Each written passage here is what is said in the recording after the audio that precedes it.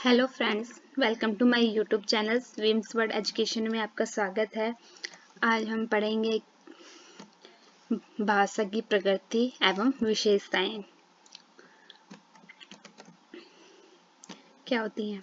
जो भाषा की प्रकृति है, भाषा पैतृक संपत्ति नहीं है। मतलब कि इसे ये इसके पिता के द्वारा से प्राप्त नहीं होती है। जो हेडिंग है मेनली वही उसकी प्रकृति है। और विशेषताएं कुछ विद्वानों के मतानुसार पिता की भाषा पुत्र को मिलती है, अर्थात जिस प्रकार पैतृक संपत्ति पर पुत्र का अधिकार होता है उसी प्रकार भाषा भी उसे धरोहर के रूप में मिल जाती है। किंतु यह मत सदैव सत्य नहीं है। यदि किसी भारतीय बच्चे को जन्म के कुछ ही दिनों पश्चात पालन पोषण के लिए इंग्लैंड भेज दिया जाए तो वह वहां पर भारतीय भाषा नहीं बोल सकेगा। वह उसकी मातृभाषा अंग्रेजी ही होगी। यदि भाषा पैतृक संपत्ति रही होती तो वह बालक भारतीय भाषा ही बोलता। कहने का भाव यह है कि अगर ये पैतृक संपत्ति नहीं होती, भाषा बच्चे को उसके पिता से नहीं मिलती है।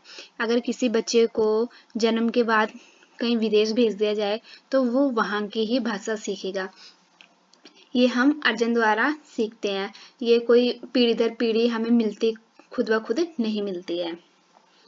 इसके बाद आ जाता है भाषा परंपरागत है। व्यक्ति उसका अर्जन करता है, उसे उत्पन्न नहीं कर सकता। भाषा परंपरा से चली आ रही है। व्यक्ति परंपरा तथा समाज में उसका अर्जन करता है। एक व्यक्ति उसे उत्पन्न नहीं कर सकता किंतु उसमें परिवर्तन आदि कर सकता है। यदि भाषा का कोई जनक तथा जननी है तो वह परंपरा तथा समाज है।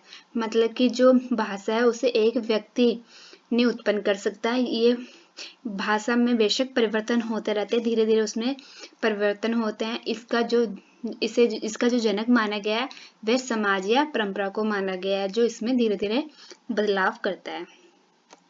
उसके बाद आ जाता है हमारा थर्ड पॉइंट, भाषा का कोई अंतिम स्वरूप नहीं है। भाषा कभी भी पूर्ण नहीं होती, अर्थात यह कभी नहीं कहा जा सकता है कि अमुक भाषा का अंतिम रूप अमुक है, मतलब कि इसका रूप जो है ये खत्म हो गया है। वास्तु भाषा में हमारा अभिप्राय जीवित भाषा से होता है। मृत भाषा का अंतिम रूप तो अवश्य ही अंतिम होता है, किंतु जीवित भाषा में यह बात नहीं है। भाषा परिवर्तनशील विकास की एक प्रक्रिया है। मतलब हम ये नहीं कह सकते कि ये भाषा का ये अंतिम रूप है, इसके बाद अब भाषा इसके आगे नहीं होगी, क्योंकि भाषा में धीरे धीरे बदलाव आता रहता है। ये परिवर्तनशील है, इसका जन्म होता रहता है। और जो मृत भाषा है, जो हम खत्म हो चुकी है, उसका स्वरूप तो बेशक अंतिम ही होगा। इसके बाद आ जाता है हमारा फोर्थ पॉइंट, भाषा संयोग अवस्था से वियोग अवस्था की ओर जाती है। जो इसके पॉइंट है मेनली उसकी प्रकृति ही है। पहले व्यक्तियों का विचार था कि भाषा वियोग अवस्था से संयोग की ओर जाती है। कुछ व्यक्तियों का विचार था कि भाषा दोनों परिस्थितियों से होकर गुजरती है, परंतु अब दोनों ही विचारों में कोई तथ्य नहीं रह गया है। भाषा वस्तुतः संयोग अवस्था से वियोग की ओर जाती है। वियोग से तात्पर्य है विघटित होना, मतलब कि जो इकट्ठा है उसे तोड़ना। जैसे मोहन खदाती, इसमें जो मोहन खदाती है, अब हम पहले लोग बोलते थे मोहन खदाती, अब हमने इसका वियोग कर दिया है तो हम अब क्या बोलते हैं, मोहन खाता है। अंत यह कहा जा सकता है कि संस्कृति से हिंदी वियोगात्मक हो गई है। पहले संस्कृत में क्योंकि शब्द जो जुड़े हुए होते हैं, और हिंदी इसका वियोगात्मक है। फिफ्थ पॉइंट आ जाता है हमारा, भाषा अत्यंत सामाजिक वस्तु है। भाषा अर्जन समाज के संपर्क से ही हो सकता है। वास्तविकता यही है कि भाषा का जन्म समाज में होता है, उसका विकास समाज में होता है तथा उसका प्रयोग भी समाज में होता है। क्योंकि मनुष्य एक सामाजिक प्राणी है, इसलिए उसे विचार विनिमय के लिए भाषा की आवश्यकता पड़ती है। कहने का भाव है कि भाषा का जन्म है वो भी समाज में ही होता है, उसका विकास भी समाज में ही होता है और उसका जो प्रयोग भी हम समाज में भी ही करते हैं। अपने विचारों को प्रकट करने के लिए दूसरे के सामने उनके भाव हम सुनते हैं, ये सब हम भाषा के अंतर्गत ही करते हैं। 6 पॉइंट आ जाता है हमारा, भाषा स्थूलता से सूक्ष्मता और अप्रौढ़ता से प्रौढ़ता की ओर जाती है। भाषा शुरू से स्थूल होती है, परंतु धीरे धीरे वह सूक्ष्म भावों तथा विचारों के आदान प्रदान के लिए सूक्ष्म तथा अप्रौढ़ से प्रौढ़ होती जाती है। परंतु यह सभी बात प्रयोग पर भी निर्भर करती है। वर्तमान समय में हिंदी प्राचीन समय में हिंदी की तुलना में सूक्ष्म तथा प्रौढ़ है, परंतु संस्कृत की तुलना में इसे सूक्ष्म तथा प्रौढ़ नहीं कहा जा सकता, क्योंकि हिंदी अभी तक उन अनेक क्षेत्रों में प्रयुक्त और विकसित नहीं हुई जिनमें संस्कृत आज भी हजारों वर्ष पहले हो चुकी है, जहाँ पे संस्कृत चलती है। कहने का भाव है कि जो ये हम वर्ड है उसे हम प्रौढ़ जो सूक्ष्म इस तरह करते हैं, जैसे पहले लोग हम बोलते थे कि जैसे टेलीविजन, पर हमने इसे नवीन करने के लिए और छोटा कर दिया है, हम अब टेलीविजन को सीधा टीवी बोलते हैं, इस तरह। 7वां पॉइंट आ जाता है हमारा, भाषा अर्जित संपत्ति है। मनुष्य भाषा का अर्जन अपने चारों ओर के वातावरण से करता है। इसी तथ्य की पुष्टि कई उदाहरणों से की जा सकती है, जैसे यदि एक भारतीय बालक का अंग्रेजी के वातावरण में पालन पोषण किया जाए तो वह अंग्रेजी ही सीखता है। अंत स्पष्ट भाषा अर्जित संपत्ति है, ना कि पैतृक संपत्ति। मतलब कि है जहाँ पर बच्चा रहेगा वो उनको देख के वैसे ही भाषा सीखेगा। ऐसे नहीं है कि अगर वो उसके मम्मी पापा अंग्रेज है, वो अगर भारत में आ गया है तो वो अंग्रेजी ही एकदम बोलेगा। वो अपने जिसके पास वो रह रहा है अगर वो हिंदी बोलते हैं तो बच्चा ऑब्वियस है वो हिंदी ही सीखेगा, ना कि अंग्रेजी।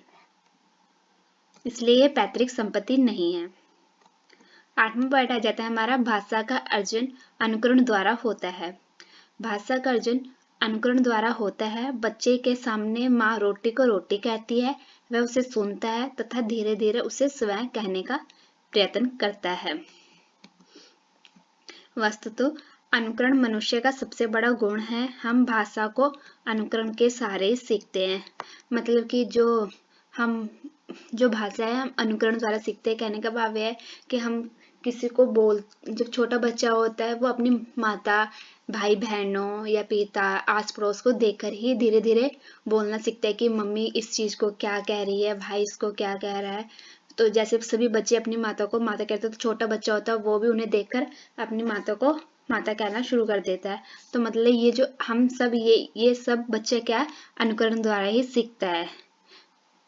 इसलिए हम अनुकरण के सहारे ही हम सब कुछ सीखते हैं, देख देख के सीखते हैं, कुछ बड़े होकर थोड़ा अनुभव करते इस तरह सीखते हैं। 9वां पॉइंट आ जाता है हमारा, भाषा कठिनता से सरलता की ओर अक्सर होती है।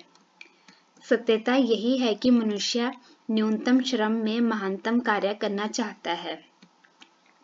मनुष्य की यही प्रवृत्ति भाषा के लिए भी उत्तरदायी है। जैसे टेलीविजन को केवल टीवी कहकर ही काम चला दिया जाता है। वास्तविक शब्द कष्ट साध्य होने के कारण केवल टीवी से के काम चला लिया गया। मतलब कि हम कठिनता से सरलता की ओर जाते हैं इस पे भाषा के द्वारा, क्योंकि जैसे टेलीविजन थोड़ा बड़ा शब्द है इसलिए हम छोटे हैं कि छोटे से ही काम चल जाए, तो हम इसी तरह बोलते हैं कि जैसे टेलीविजन को हम टीवी बोलते हैं। कई चीजें हो गए।